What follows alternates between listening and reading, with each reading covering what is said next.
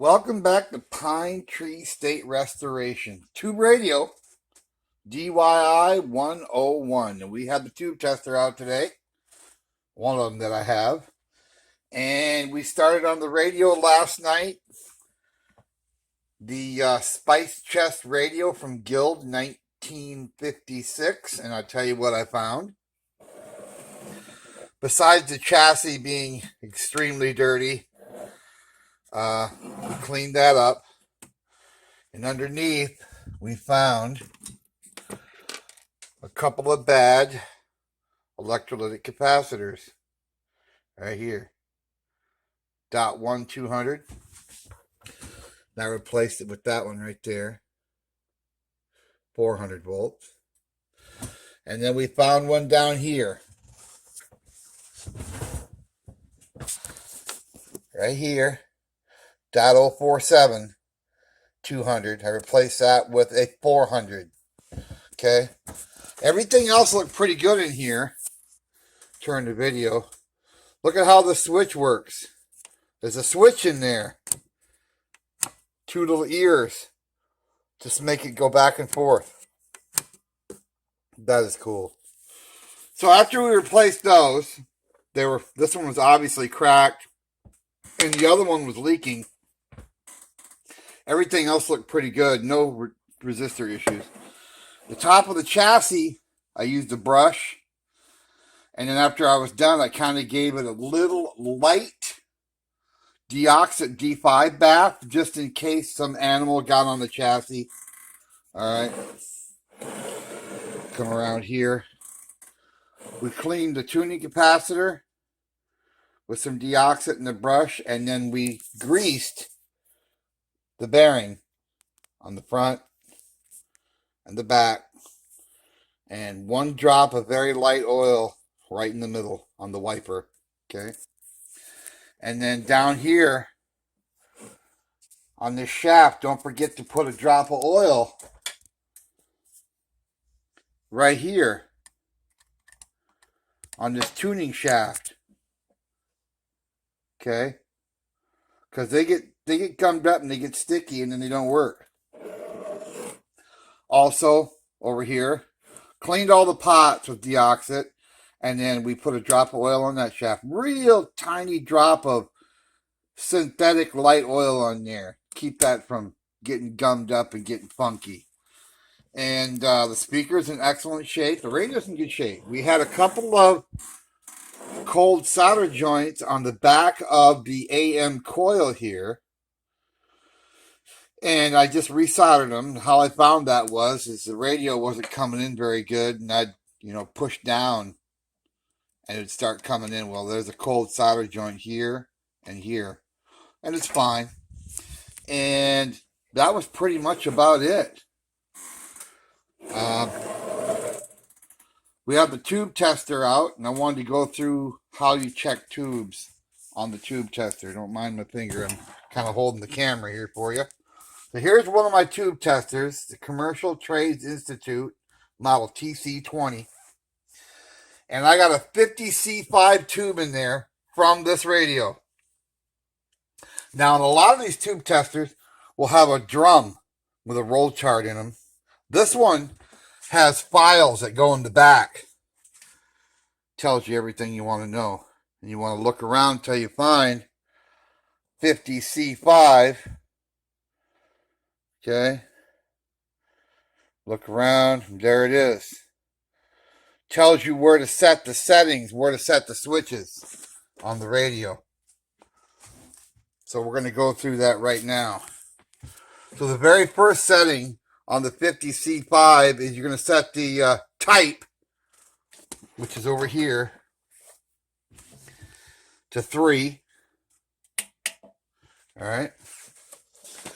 Then you'll come back and you'll look at the settings again, and you're going to put the filament at 50 and the load at 22. Filament at 50. Right there. Load 22. All right.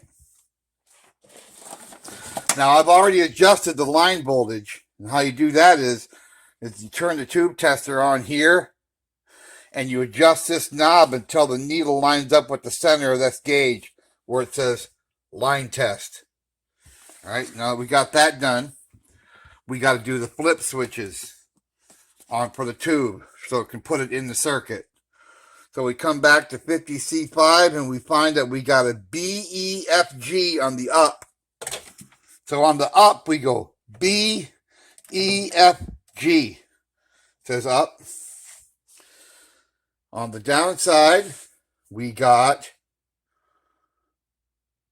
AC. AC. So now the tube tester is set up to check this tube right now. So if I turn it on,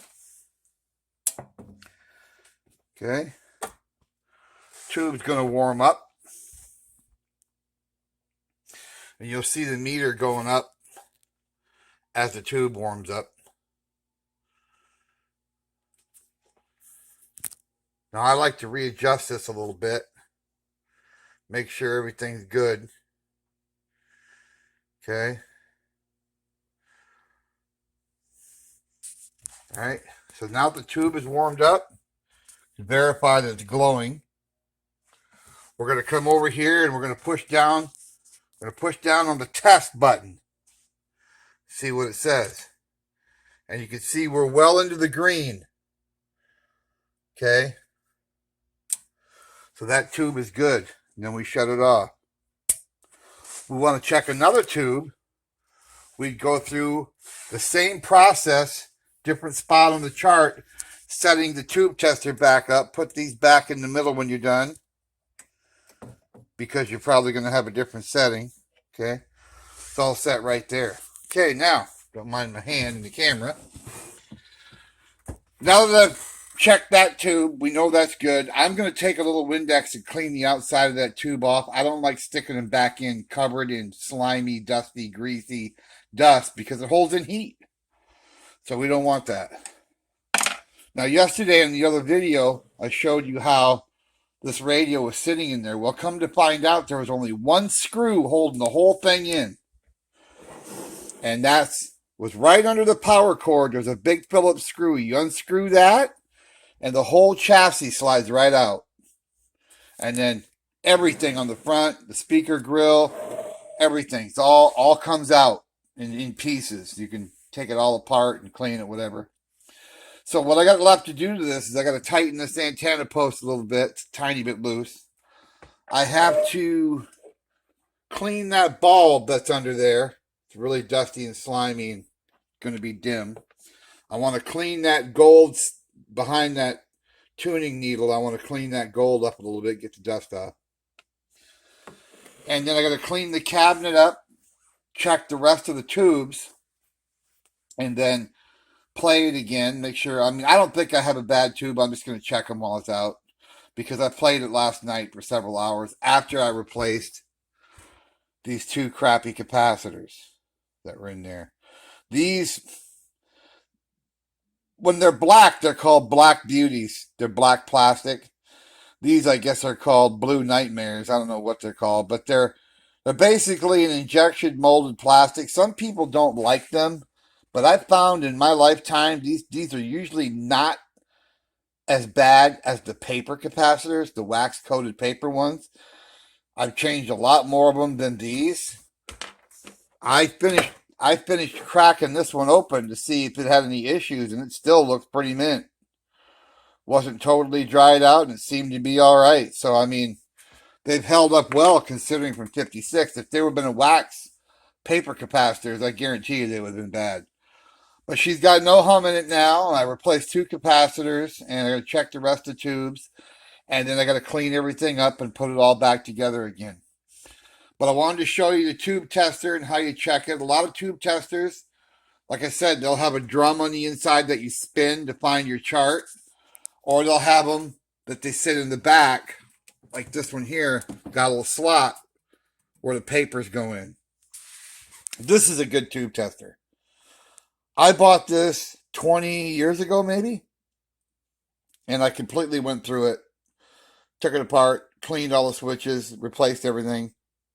calibrated everything. It works great. It works absolutely great. I love it. In fact, I made an adapter to check 01A tubes, 1920s tubes, that plugs into this. It's around here somewhere. I got to find that because I got some tubes to check, 01A to check.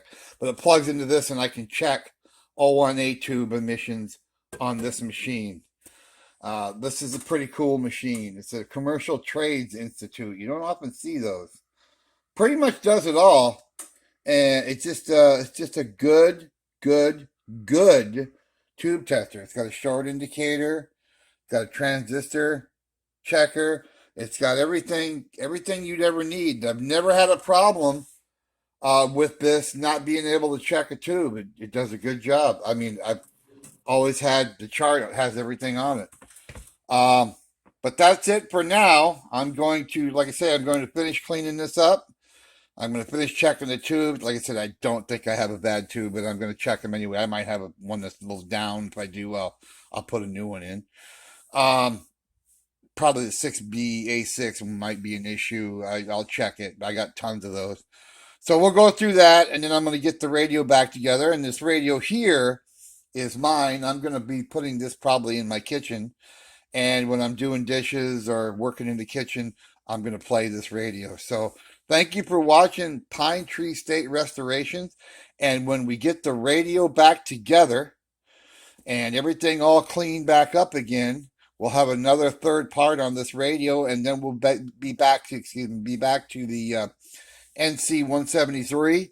Working on that. I need to replace everything in that, and we'll get back to that, and we're going to show you how to align the radio without any tools, and align the radio without any test equipment whatsoever by the tuning and the signal meter and by your ear. You know, it's not 100% accurate like a machine is, but you can get it pretty close. Again, thanks for watching Pine Tree State Restorations, and we'll see you soon.